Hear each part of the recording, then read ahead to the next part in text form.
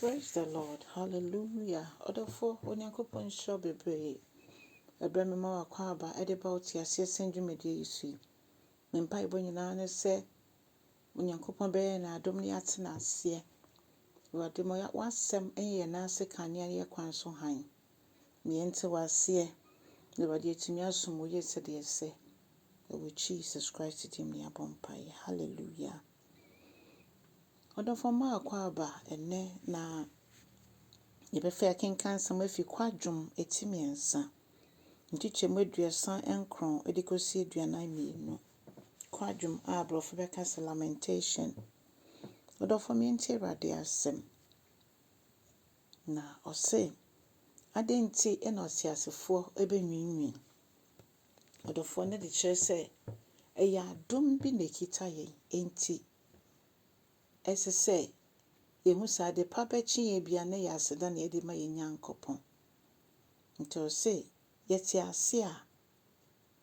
na ɛyɛ adom nti yɛndi ase yɛnwinwin yɛsan sɛ yɛyɛ den a ensɔhwɛ amanneɛ kwadanda bi owa ɛbɛba na mmom esan sɛ yɛnim sɛ tumi wura no ɛna wafrɛ yɛn ɔne yɛ nenam ɔne yɛ kɔ na ɔde yɛ ba ono obi nya ho ɔden nyansa ne medi a ono ne yebisa no ene chodofo yehu ne sa na yenwinwi na mmom yede bɛyɛ mpaibo na watɔ akɔso aka sɛ wunyini sɛ wemumu yɛn so ɛka ho ɛna ɛho asutwe aba wosui afio sɛ yenyina obi anhwehwɛ na akwan mu na ondane mra Awurade nkyɛn na sanyame ono ena nia na so ayɛ den no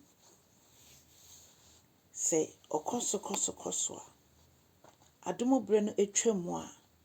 afisa abone no yentimi mfa nkyɛ biom na adomobre no etwam enti saa bre ya yɛda so tinkwamu yɛ bra ɛsese yehu no sɛ yɛsakyra yɛ adwen na yaba asafo Awurade nkyɛn efi sɛ de okoso tena ne bone mu no ebere beso a obi ko ekobu akonta ene yɛda so tinkwamu a na ewo bre a ɛsese yɛde sakyra yɛ adwen obi ho wawu wɔ ne bone mu wenya saa bre no ene sɛ Bible twi adwen agina so sɛ yɛnkan ho sɛ adepa bi kye yɛn anaase etimi koba yɛkɔ yɛn nnwuma so ɔmo ekɔ school baby biara ɛsɛ obi kra efie mpo otumi epra na so sɛ nyame ayɛ adom yɛtenkwam na saa nneɛma bi nto yɛn a yɛyɛ nkyɛn mu a ato wɔn mu na mmom yehu ne sɛ ɛyɛ adom ene kitakita yɛn ɛne todofo yɛpem ɛkɔ yɛchi kakra a ɔka sɛ hwan ɛna ɔbɛka adeɛ bi ato yɛn so ana asɛm bi ato yɛn so a ebetimi abam wabra Awurade empene so ene ti woyɛ nyame ba obi betimi amana no so adome wo basa wonyɛ ne hwee sɛ onkɔgye ne hwee sɛ wonya wo ho kwan bia so ma no a ɛba saa na Yesu din ɔde ama yɛn no enti no saa enome no enya de a ɛbɛka yɛn ebi ahyɛ kokoamu aka nkyema ne a ɔmopɛ nanso nyame ama yɛn so tumi no ama yɛ akwankyerɛ no kwan a yɛmfa so nso yɛmfa ngye yɛn ho yɛmfi ɔsɛfo ne nsɛm nti ɔdɔfo ɛma suro ɛnkyekyerew ɛnam kasa bi obi aka akyerɛ wo nti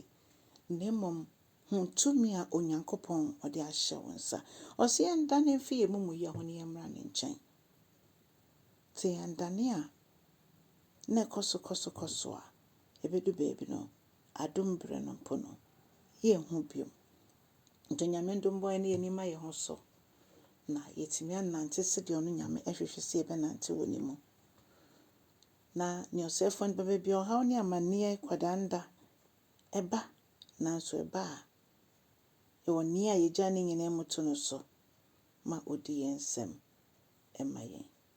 enti saa bre sɛ wa subscribe bi a nyame nhyɛw sɛ afei na ɔbɛ subscribe nso a